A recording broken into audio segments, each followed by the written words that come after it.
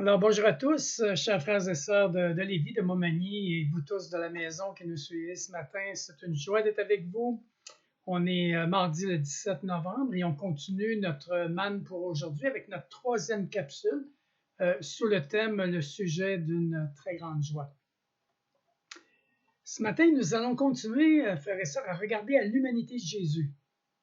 Dans les deux premières capsules, on a pu voir que Jésus n'était pas un rêveur isolé, mais plutôt un homme de famille qui était vraiment soigneux des siens et un homme très connecté sur sa communauté, mêlé aux activités locales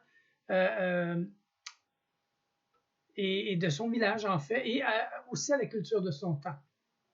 Ce matin, ce qu'on va faire, c'est qu'on va regarder à un autre des aspects de la vie terrestre de Jésus, celle d'avoir fait face à des difficultés matérielles et des souffrances tout comme nous, tout comme vous et moi, et ça nous connecte vraiment je trouve, davantage à Dieu quand on réalise que Dieu a envoyé son Fils dans un corps comme le nôtre, pleinement Dieu et pleinement homme à la fois.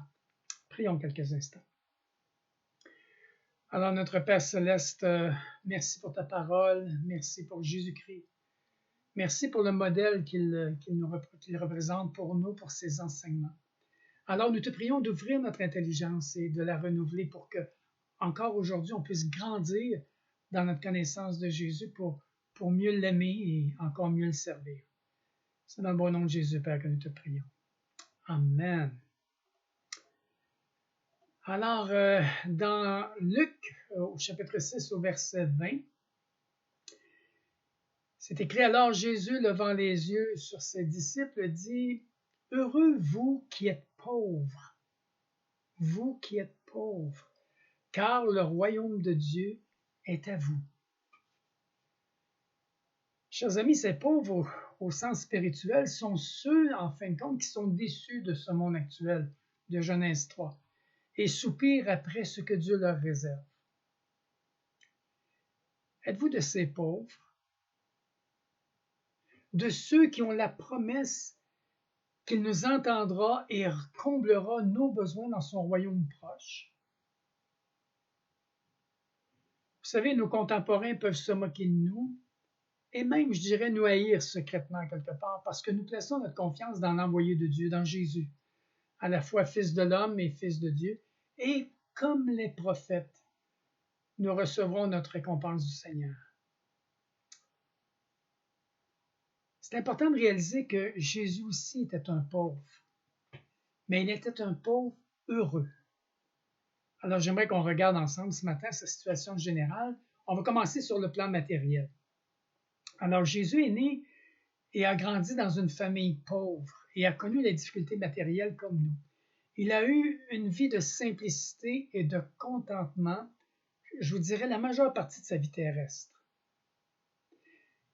Je ne sais pas si vous vous êtes déjà demandé si Jésus avait vécu dans une famille riche avec une belle qualité de vie maximale et sa subsistance assurée dans le quotidien, cela aurait-il fait une différence? Cela aurait-il eu le même impact? Essayez de vous figurer comment les gens auraient pu recevoir ces paroles. Je vais vous donner un exemple dans Matthieu 6, versets 31 et 32, lorsque Jésus dit « Ne vous inquiétez donc pas et ne dites pas « Que mangerons-nous? Que boirons-nous? De quoi serons-nous vêtus? » Car toutes ces choses, ce sont les païens qui les recherchent. Votre Père céleste sait que vous en avez besoin. Chers amis, Jésus était pauvre. Alors, c'est de dire ces choses-là, on savait qu'il dépendait lui-même de Dieu. Alors, il a été élevé dans une famille nombreuse d'ouvriers, dans un tout petit village agricole à Nazareth, qui est au sud-ouest du lac de Galilée. Les habitants de Nazareth vivaient de vignes, d'oliveraies, d'agriculture et d'élevage de bétail. Très tôt, pour pourvoir aux besoins de la famille, parce que Jésus était l'aîné, en fait, le premier des enfants, Jésus a dû aider son père Joseph, son père adoptif, dans son métier de charpentier. On retrouve dans Marc 6 au verset 2 et 3, beaucoup de gens qui l'entendirent étaient étonnés et disaient « D'où lui viennent ces choses? Quelle est cette sagesse qui lui a été donnée et comment de tels miracles se font-ils par ses mains? N'est-ce pas le charpentier, voyez-vous, tout le monde le connaissait comme charpentier, le fils de Marie, le frère de Jacques, de José, de Jude et de Simon. Et ces sœurs ne sont-elles pas ici parmi nous? Et en même temps, il y a les autoreligieux juifs qui s'en méfiaient. On lit ça dans Jean 7, au verset 15 et 16. On dit, les Juifs s'étonnaient, disant, comment connaît-il les Écritures, lui qui n'a point étudié? Jésus n'était jamais allé dans leur université à Jérusalem. Il n'a jamais parti des Sadducéens ou des pharisiens. Il n'est pas allé à aucune école. Alors Jésus leur répondit, écoutez bien, ma doctrine n'est pas de moi, mais de celui qui m'a envoyé. Son école, c'était Dieu, parce qu'il était Dieu lui-même. À 30 ans, il quitte sa famille pour faire son ministère. Il va vivre de la charité des uns et des autres. Vous savez, Jésus a connu des limites humaines et des souffrances au milieu de notre monde en Genèse 3, et on va regarder ça ensemble. Il y a des grandes réalités là-dedans pour nous qui sont importantes. Prenons l'exemple. À un certain moment, on retrouve Jésus près du puits de Jacob, fatigué et assoiffé. On lit ça dans Jean 4, versets 5 et 6. Il arriva dans une ville de Samarie nommée Sychar, près du champ que Jacob avait donné à Joseph, son fils. Là se trouvait le puits de Jacob. Jésus, fatigué du voyage, était assis au bord du puits. Alors Jésus a connu la fatigue comme nous. Il a connu la faim et la soif comme nous. Une autre fois, il est en passage en Samarie et ses disciples et lui se voient refuser l'hospitalité. Genèse 3. Alors Luc 9 au verset 52-53, il envoya devant lui des messagers qui se mirent en route et entrèrent dans un bourg des Samaritains pour lui préparer un logement. Mais on ne le reçut pas parce qu'il se dirigeait à Jérusalem. Il a connu le rejet, la souffrance, comme vous et moi. À quelques occasions, ses disciples chargés des approvisionnements oublient de prendre des provisions pour les repas lors de leur voyage missionnaire. Alors, Marc 8 au verset 14, c'est dit, les disciples avaient oublié de prendre des pains. Il n'en avait qu'un seul avec eux dans la barque. Alors, 1 pour 13, ça va pas bien. Un autre jour, il est entouré d'une immense foule. La soirée va tomber et la foule est toujours là à l'écouter. Et je peux vous imaginer, j'aurais aimé d'être dans cette foule-là. Je ne sais pas vous, là, mais écouter Jésus toute la journée, ça va être captivant. Tout en leur donnant la nourriture spirituelle, la parole de Dieu parlait du royaume, ces choses-là, Jésus n'oublie pas leurs besoins de nourriture matérielle. Et à cette occasion-là, il va faire le miracle de la multiplication. On lit déjà dans Jean 6, versets 5 et 6. Ayant levé les yeux et voyant qu'une grande foule venait à lui, Jésus dit à Philippe, où achèterons-nous des pains pour que ces gens aient à manger? Il était conscient de leur besoin de manger. Il disait cela pour l'éprouver, car il savait ce qu'il allait faire. Alors, à cette occasion-là, il a nourri cette foule-là. Il s'est écrit qu'il y avait au-delà de 5000 hommes, plus les femmes et les enfants. Alors, on peut imaginer entre 12 000 et 15 000 personnes facilement. Et il a multiplié 5 pains et 2 poissons seulement pour nourrir toute cette foule-là, puis il y a eu des restants. Maintenant, j'aimerais vous faire remarquer que, comme on le voit dans son quotidien, Jésus n'a pas profité de ses pouvoirs surnaturels. Parce qu'il aurait pu se faire apparaître des repas tous les jours de grande qualité, du 5 fourchettes. Mais il a accepté de se limiter et de vivre en homme comme nous tous. À passer au IGA tous les jours et s'assurer de la préparation des repas jour après jour. C'est intéressant, n'est-ce pas? Un autre aspect qui nous échappe un peu, c'est que sa nouvelle condition de vie, quand à 30 ans, il a quitté sa famille et qu'il est devenu un prédicateur itinérant et qu'il a commencé à enseigner sur le royaume de Dieu, qu'il a choisi aussi ses disciples pour les avoir à plein temps avec lui. On s'arrête rarement à tout ce que ça peut impliquer. Mais regardez avec moi, c'est intéressant de voir que, wow, c'est quelque chose. Il a renoncé, premièrement, à avoir son chez-soi. Lui, à Nazareth, il vivait chez ses parents, dans la maison de chez ses parents. Mais là, comme prédicateur itinérant, il n'y a plus de chez-soi. Il était sans domicile fixe. Aujourd'hui, là, on appellerait ça un sans-abri. Sans revenu d'aide sociale. En plus, il y avait sa gang avec lui qu'il fallait qu'il s'assure de la nourriture et des endroits pour dormir à chaque jour. C'est intéressant de s'arrêter à ces choses-là. Luc 9, au verset 57 et 58, et il se fait poser une question par quelqu'un et ça nous démontre beaucoup de choses. Pendant qu'il était en chemin, un homme lui dit, Seigneur, je te suivrai partout où tu iras. Jésus lui répondit, écoute, les renards ont des tanières et les oiseaux du ciel ont des nids. Mais le Fils de l'homme n'a pas un lieu où il puisse reposer sa tête. Pourquoi? Parce qu'il est un itinérant. On s'arrête peu à cela, mais combien de nuits, chers amis, Jésus a-t-il dû passer à la Belle Étoile? Ils ont fait du camping, probablement assez souvent. Pensons même à la dernière semaine de sa vie où il avait logé chez ses amis, chez Lazare, à Béthanie, Marie et Marthe. Mais il a quand même passé sa dernière nuit sur le mont des Oliviers en prière dans le combat spirituel. Et on sait qu'à plusieurs reprises, Jésus est resté des nuits pour prier. Pierre lui a demandé un jour dans Luc 18, verset 28, il dit, « Voici, nous avons tout quitté pour te suivre. Qu'en sera-t-il de nous? » Autrement dit, qu'est-ce que cela va nous rapporter à nous autres? Et Jésus ramène toujours comme un leitmotiv, c'est son mot d'ordre. Ne vous inquiétez pas du lendemain. Ça, c'est le plan matériel. Dans Matthieu 6, au verset 31, il dit, « Ne vous inquiétez point, donc point, et ne dites pas que mangerons-nous, que boirons-nous, ou de quoi serons-nous vêtus. » Au verset 34, il dit, « Ne vous inquiétez pas du lendemain, car le lendemain aura soin de lui-même. À chaque jour suffit sa peine, un jour à la fois. » Luc 12, verset 25 et 26 nous dit, « Qui de vous, par ses inquiétudes, peut ajouter une coudée à la durée de sa vie? Si donc vous ne pouvez pas même la moindre chose, pourquoi vous inquiétez-vous du reste? » Il dit, « Regardez les oiseaux, regardez les fleurs, et mon Père en prend soin. » Alléluia. Quelle assurance Jésus avait. Il nous la communique, cette assurance-là. Dieu prend soin. S'il prend soin des oiseaux et des fleurs, combien vous êtes plus important. Aussi sur le plan spirituel, dans Marc 13 au verset 11, c'est écrit, quand on vous amènera pour vous livrer, ne vous inquiétez pas d'avance de ce que vous aurez à dire, mais dites ce qui vous sera donné à l'heure même, car ce n'est pas vous qui parlerez, mais l'Esprit Saint. Wow! Wow! On peut compter sur le Saint-Esprit pour cette intercession-là pour nous. Un jour, on lui a demandé de payer l'impôt du temple. Il a dû faire un miracle pour se le procurer. On lit ça dans Marc 17, versets 24 à 27. Vous allez voir pourquoi je vous en parle. Lorsqu'ils arrivèrent à Capharnaüm, ceux qui percevaient les 2 drachmes s'adressèrent à Pierre et lui dirent, « Votre maître ne paie-t-il pas les 2 drachmes? » « Oh oui, lui dit-il. Et quand il fut entré dans la maison, Jésus le prévint, il dit, « Que te semble, Simon? Les rois de la terre, de qui perçoivent-ils les tributs ou des impôts? De leurs fils ou des étrangers? » Alors Pierre lui dit, « Des étrangers. » Et Jésus lui répondit, « Les fils en sont donc exempts.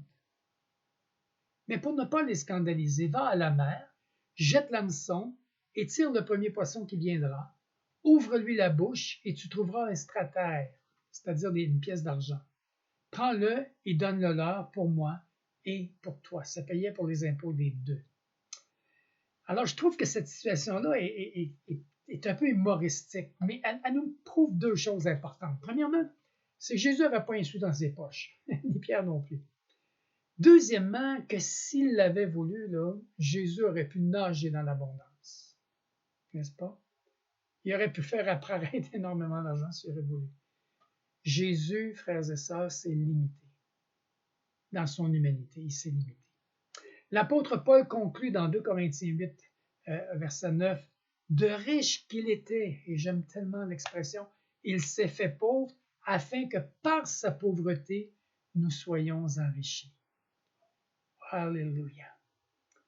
Il a vécu dans la pauvreté afin de nous montrer que les difficultés matérielles et les privations qu'elles entraînent ne sont nullement un empêchement à une vie spirituelle féconde. Il nous a montré comment les résoudre. La réponse, par une confiance totale dans le Père céleste, celui que Jésus nous a dit d'appeler mon papa, notre papa céleste. Celui-là même qui nourrit les oiseaux. Matthieu 6, 26, Jésus dit, « Regardez les oiseaux du ciel, ils ne sèment ni ne moissonnent, ils n'amassent rien dans des greniers, et votre Père céleste les nourrit. Ne valez-vous pas beaucoup plus qu'eux? »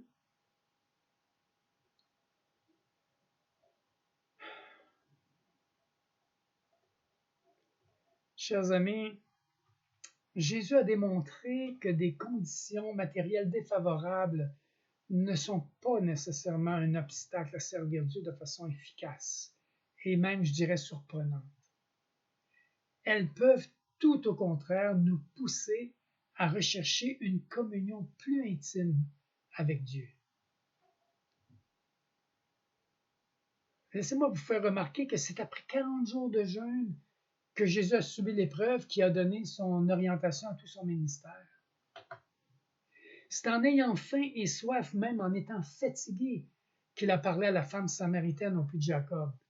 Et cette rencontre extraordinaire a été l'occasion de tout un réveil de cette Samaritaine au départ et de tout ce village samaritain-là qui est venu vers lui. Et c'est dit que plusieurs ont cru en lui. Le jour où lui et ses disciples n'avaient pas de pain pour les 13, ben la même journée, il a guéri un aveugle, à la même occasion.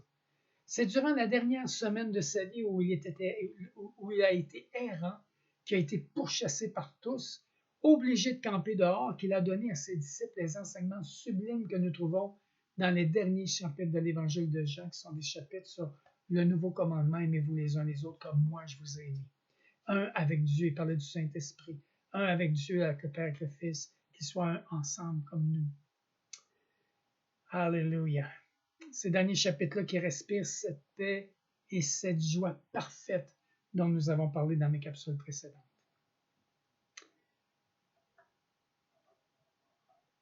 Maintenant, je vais vous placer mes derniers versets que je vais partager avec vous. C'est ma conclusion ici. Comment vivons-nous nos difficultés matérielles? Quelques exemples de la surcharge de travail, du manque d'argent, insuffisance financière, du manque de compétences dans le travail, de la fatigue excessive accumulée, de la maladie peut-être, ou des problèmes de logement, ou peu importe. Comment vivez-vous vos difficultés matérielles? Et quelle est votre première réaction devant ces difficultés-là?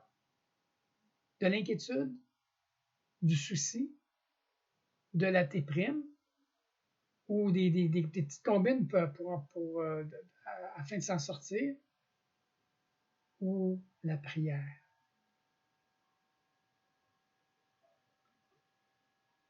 Vos difficultés matérielles vous rapprochent-elles de Dieu ou sont-elles une tentation pour vous en éloigner? Et j'aimerais vous donner l'exemple de l'apôtre Paul à travers Philippiens 4, versets 11 et 12, où il dit « Je sais vivre dans le dénuement, je sais aussi vivre dans l'abondance. C'est le secret que j'ai appris. M'accommoder à toutes les situations et de toutes les circonstances, que je sois rassasié ou que j'ai faim, que je connaisse l'abondance ou que je sois dans le besoin. » Et je peux dire que Jésus aurait dit la même chose. Maintenant, vous et moi, avons-nous appris ce secret du contentement? Ce secret de reconnaître Dieu bon en toutes circonstances, même dans nos défaillances de besoin? Maintenant, j'aimerais vous poser aussi la question par rapport à l'autre côté de la médaille, c'est-à-dire l'abondance. Pour certaines personnes, même je dirais plusieurs personnes dans notre société, c'est vraiment un obstacle. Ça les empêche d'avoir une vie qui a de l'allure, une vie équilibrée. Ils vivent constamment dans la peur de se faire voler ce qu'ils ont ou de tout perdre. Quels problèmes peuvent-elles poser pour nous en tant que chrétiens? Et je dirais que le premier danger, c'est de vivre indépendamment de Dieu, au lieu de dépendre de Dieu. Se sentir vraiment autosuffisant. Ce qui développe en nous, c'est ce qui vient de l'orgueil qui est en nous. Ça peut être aussi une forme d'idolâtrie. On va s'occuper beaucoup plus des choses matérielles. D'ailleurs, le matérialisme en ressort. On va s'occuper beaucoup plus des choses qui rouillent et qui se détruisent et que les voleurs peuvent voler, au lieu de s'occuper des choses qui ont une valeur éternelle. C'est pour ça que Jésus a dit « Heureux les pauvres ». Je vous invite à prendre le temps ce matin d'y réfléchir et en saisir les avantages particuliers sur le plan spirituel. Laissez-moi prier avec vous quelques instants. Père, nous sommes de ces pauvres, c'est-à-dire de ceux qui sont déçus de ce monde actuel et qui soupirent après toi. Jésus, ton Fils, était aussi un pauvre, de par ses limites humaines qu'il a acceptées, la fatigue, la faim, la soif, la pauvreté matérielle, l'itinérance. Cependant, il était un pauvre heureux. Il y avait une joie profonde à l'intérieur de Jésus, car ses yeux regardaient aux valeurs éternelles. Ses yeux regardaient à la multitude qui allait être sauvée. Ses yeux regardaient à l'amour de Dieu. C'est pour ça qu'il était capable de dire, ne vous inquiétez de rien. Ne vous inquiétez de rien.